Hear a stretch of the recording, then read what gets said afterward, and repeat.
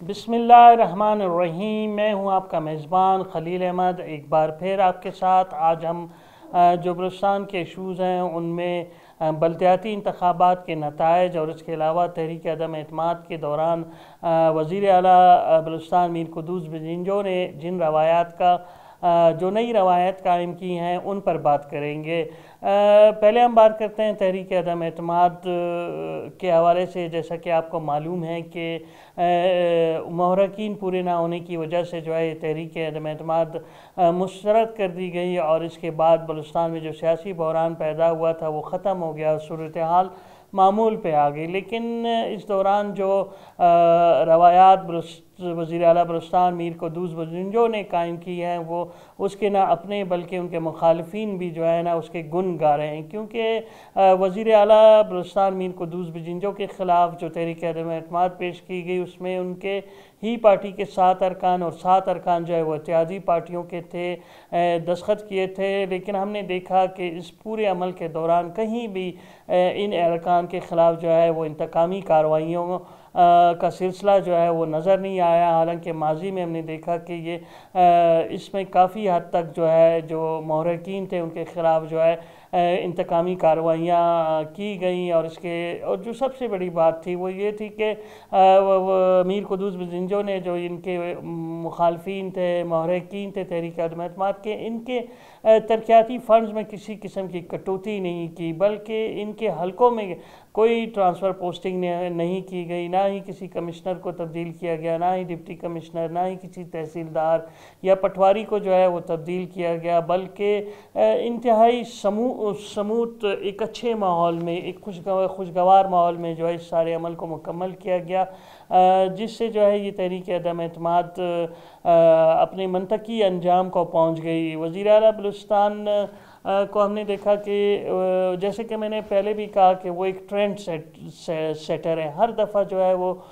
جو ہے نا کوئی نئی روایت کام کرتے ہیں۔ جب سے وہ اقتدار میں آئے بلوچستان کے کئی مسائل جو ہیں، بڑے بڑے مسائل وہ حل ہوئے ہیں، جس میں ریکارڈ ایک کر لے لیں آپ۔ اور جب وہ اقتدار میں آئے تو یوں لگتا تھا کہ کوئٹہ جو ہے وہ احتجاجستان بن گیا، ہر طرف احتجاجی کیمپ لگے ہوئے تھے، لیکن انہوں نے جو ہے نا کسی چیز کو اپنی انا کا مسئلہ نہیں بنایا اور تمام لوگوں سے مذاکرات کیا اور ان چیزوں کو جو ہے وہ ختم کیا۔ تو وہ جس طرح انہوں نے اپنی سیاسی بصارت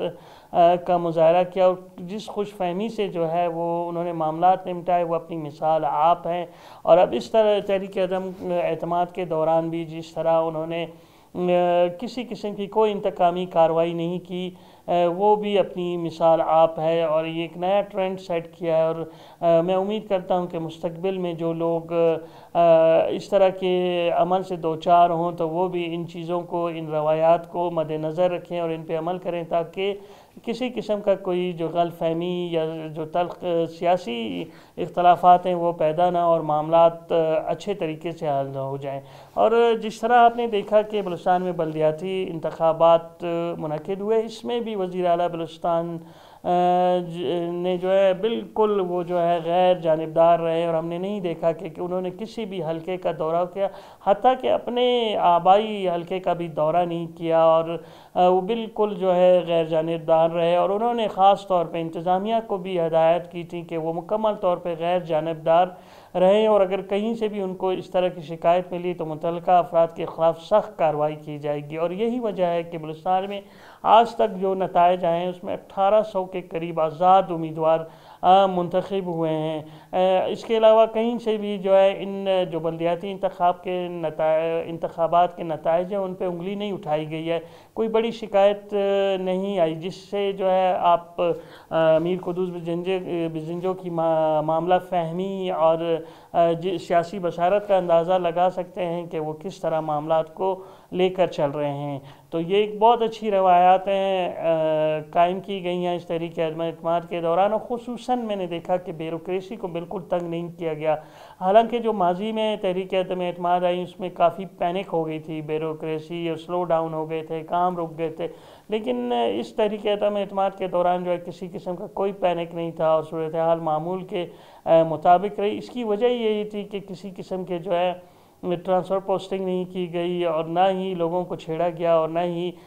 سرکاری خزانے کا جو ہے استعمال کیا گیا لوگوں کی وفاداریاں خریدنے کے لیے، اس کی وجہ سے جو ہے وہ صورتحال کافی بہتر رہی۔ آئیے اب بات کرتے ہیں بلدیاتی انتخابات کی۔ جیسا کہ آپ نے دیکھا کہ بلوچستان کے 32 اضلاع میں جو ہے گزشتہ روز انتخابات منعقد ہوئے۔ اس میں تشدد کے بھی کچھ واقعات ہوئے جس میں 2 افراد جاں بحق اور تقریباً 50 سے زائد زخمی ہوئے، لیکن حیران کن طور پہ جو اس کے نتائج ہیں وہ انتہائی حیران کن ہیں، اور بلوچستان میں پہلی مرتبہ اتنی بڑی تعداد میں جو ہے وہ آزاد امیدوار جو ہیں وہ کامیاب ہوئے ہیں، اور یہ بلوچستان اور جو وفاق کی سیاسی پارٹیاں ان کے لیے لمحہ فکریہ ہے کہ کیا واقعی اب بلوچستان